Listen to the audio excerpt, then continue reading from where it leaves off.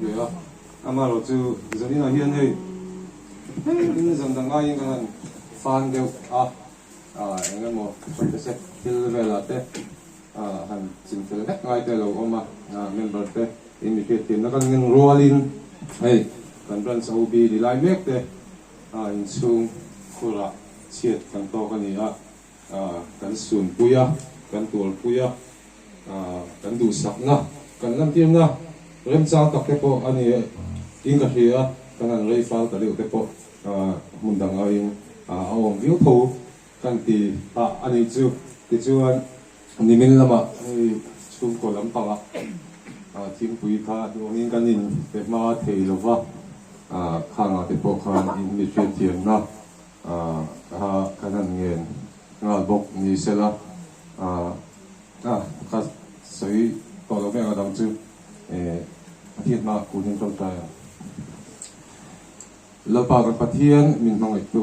I khong na te ingil na te ilai na te an chang thri na la pa I mal som tam takin min vol thri na chung chang ve thei tur te la pa dong ve tlak te nang ina min ruata min la bot se zena wa hian ama sai ne na long thu kan on soi ani ti chuan zanina hian nei thalai te in chung a po leng lo khopin nang in min fuai khoma lalpa heng te hi kan tum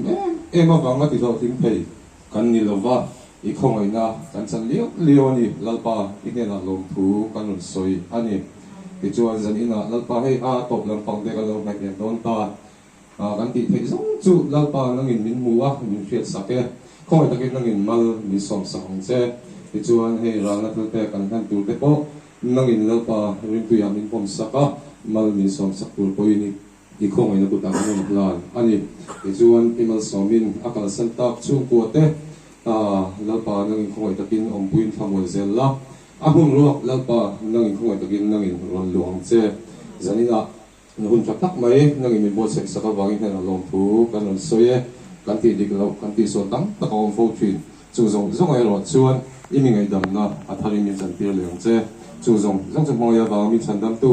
kan lalpa Isu Krista hingin ikut thiang hi ma karon dilin karon dal le amen tunga rala te ban sak don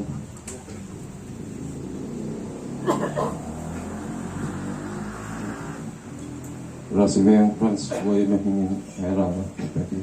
adamse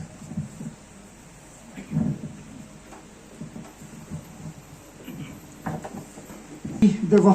na chu in zawai chung long phu kan se ve du ni kan tang hle ma ya kan zai kha in tha da kha kham lo re reng ka ria ke pi chun ri po ka ti lo yo ka ti ko mai ide kan se ve ni chu ti chuan la po khatin lo ni te long han du tin lian chung ko lam khan in ni chuan in chang kan peng chu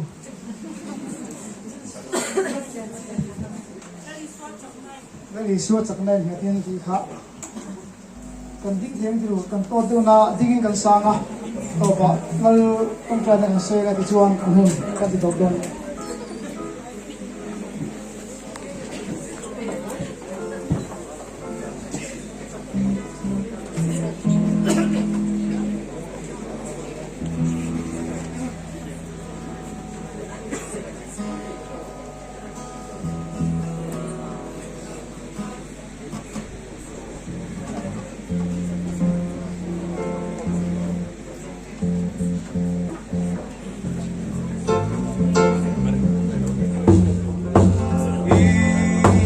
What's up?